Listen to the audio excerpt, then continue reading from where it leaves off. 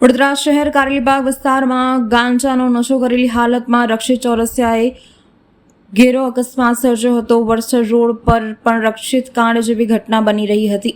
નશામાં ચકનાચૂર બનેલા કાર ચાલકે એક એક્ટિવા અને અન્ય કારને ટક્કર મારી હતી। જો કે સદનસીબે કોઈ ગંભીર ઈજા પહોંચી ન હતી। કાર ચાલક નશામાં હોય તેના વિરુદ્ધ ડ્રિંક એન્ડ ડ્રાઈવનો ગુનો નોંધી પોલીસે કાર્યવાહી હાથ ધરી હતી। વડોદરા શહેરમાં નશામાં ધૂત થઈ કાર ચલાવવાના અનેક કિસ્સાઓ સામે આવ્યા છે। પોલીસનો જાણે કોઈ કાબુ જ રહ્યો નથી। કારેલીબાગ વિસ્તારમાં તાજેતરમાં જ રક્ષિત ચોરસિયાએ ગાંજાનો નશો કરીને પૂરપાટ ઝડપે દોડીને 3 વાહનોને અડફેટે લીધાવ્યા હતા અને કાર ફૂલ સ્પીડમાં હતી, જેના કારણે 7 લોકોની ઈજાઓ પહોંચી હતી અને એક વ્યક્તિનું મોત થયું હતું।